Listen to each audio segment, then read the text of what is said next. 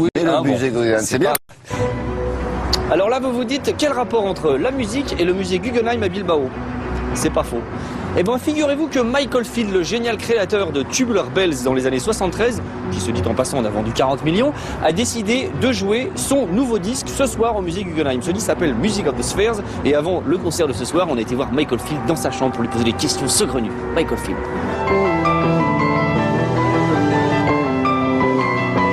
Vous connaissez tous le thème hypnotique de Tubular Bells repris pour le film L'Exorciste. Eh bien, il est né de la rencontre entre Michael Field et Richard Branson, qui venait à l'époque de créer son label Virgin.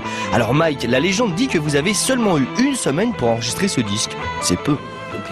C'est vrai, les gens de chez Virgin n'étaient pas vraiment convaincus de mon talent. Alors ils m'ont donné seulement une semaine de studio pour que je puisse faire mes preuves. J'ai travaillé très dur durant cette semaine. Et vous savez, j'avais seulement 18 ans à l'époque.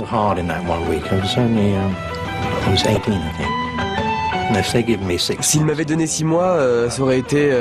là. Mais en une semaine, c'est un peu comme si j'avais couru un marathon.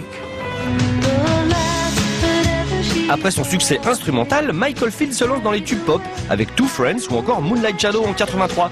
Mais dites donc Mike, est-ce que vous allez refaire des chansons pop? Alors vous savez, je ne sais jamais ce que je vais faire à l'avance. Moi, je vais peut-être rien faire. Ou alors si, un disque de heavy metal. Bon bah, en attendant le disque de heavy metal, c'est pour un orchestre symphonique qu'il compose aujourd'hui son nouvel album Music of the Spheres. Et Mike a tenu à enregistrer son album au célèbre studio anglais d'Abbey Road. C'est un endroit vraiment particulier et vous pouvez sentir toutes ces musiques qui ont été créées là-bas. C'était l'un des tout premiers studios d'enregistrement, vous savez.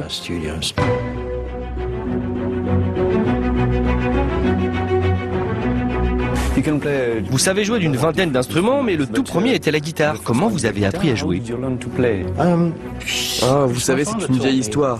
Mon père m'a appris 3 accords, Do, Fa et Sol. C'était les seuls qu'il connaissait d'ailleurs. Il avait l'habitude de jouer de la guitare à Noël.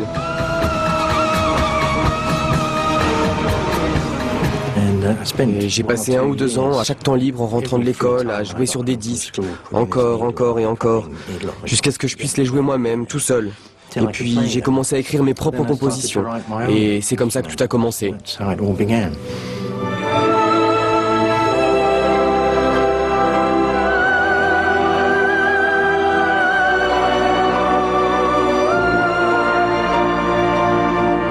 Inspiré par le mouvement des astres célestes, Music of the Spheres est tour à tour épique, tendre, mélodique, triomphant, flamboyant et entêtant, exactement du pur Michael Field.